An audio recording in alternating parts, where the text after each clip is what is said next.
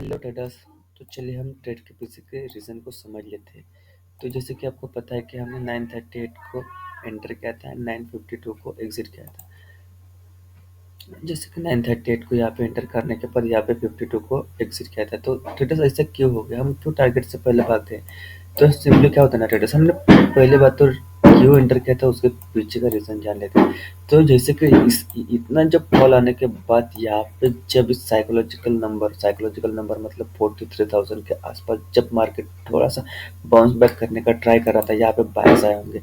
Buyers आने के बाद जब मार्केट आज गैप अप ओपन हुआ, गैप अप ओपन होने के बाद जब निफ्टी अगर हमको अगर सपोर्ट कर रहा होता, जैसे कि यहाँ पे ऐसा कुछ उसने बनाया होता, जैसे कि यहाँ पे ओपन होने के बाद यहाँ पे ऐसा किया थोड़ा सा एंड उसके बाद हाई ब्रेक होने के बाद हमने यहाँ पे एंटर किया होता पुट के साइड, और हमने यहाँ पे टारगेट रखा होता यहाँ पे सिंपली।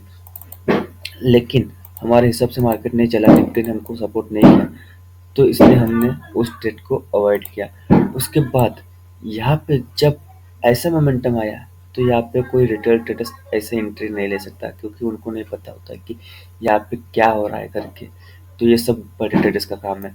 लेकिन हमको उससे कुछ मतलब नहीं कि हम क्या वो क्या करें क्या नहीं। तो हम हमारा ट्रेड बनाना था, तो हमने यहाँ पे ये सोचा कि 938 को जब एंटर कर रहे थे, तब मैंने ये सोचा कि जब यहाँ पे अगर एसएल होंगे, तो यहाँ पे मार्केट को 350 पॉइंट नीचे गिरना था। तो मार्केट के लिए थोड़ा सा मुश्किल था, नामुमकिन नहीं था, लेकिन हो सकता था कि वो नीचे गिर सकता था, ठीक है। लेकिन उससे भी अच्छी बात, अगर नीचे गिरना था तो गिर जाए, हमको उससे क्या मतलब। लेकिन यहाँ पे भी एक साइकोलॉजिकल नंबर था 43,000 43,500 का। तो यहाँ से मार्केट को थोड़ा सा ज़्यादा ट्रैवल नहीं करना था, बस 180 या 190 पॉइंट के आसपास का ट्रैवल करना था। तो हम बस ऐसे इंटर थोड़ी ना कर लेते कि बस 198 पॉइंट चला जाएगा और उसके बाद हम निकल जाएंगे, ऐसा नहीं था ट्रेडर्स। जैसे कि 43,500 का भी एक साइकोलॉजिकल नंबर होता है। तो जैसे कि यहाँ पे जब मतलब यहाँ पे जब सेलर्स आए, देखो यहाँ पे जब सेलर्स आए, यहाँ पे जब थोड़ा सा सेलर्स आए, तो उसके बाद उनका एसएल थोड़ा सा ऊपर रहता है, तो ऊपर यहाँ पे तो नहीं लगा सकते हो, तो डायरेक्टली वो राउंड फिगर नंबर 43,500 के पास लगा लेते हैं। तो उसके बाद हमको उनको ही टारगेट करना था। उसके बाद मार्केट नीचे आ सकता था, लेकिन हमको हमारा टारगेट अचीव हो जाता, तो उससे हमको कोई टेंशन नहीं था। लेकिन ऐसा तो टारगेट तो हम मार्केट में नहीं दिया। लेकिन जब ये वाली जब कैंडल थी, हमने 938 को एंटर करने के बाद जब ये कैंडल बनी, तो ट्रेडर्स इतनी कैंडल बनने के बाद देखिए, ये इतना मतलब हमने तो 930 387 के पास लिया था, 387 के पास लेने के बाद इसने हाई 452 का लगाया था। 452 मतलब हमको 70 पॉइंट के आसपास दे दिया था टारगेट, लेकिन इस मोमेंटम में एग्जिट करना तो मुमकिन नहीं था। तो हमने देखा कि क्या हो रहा है करके।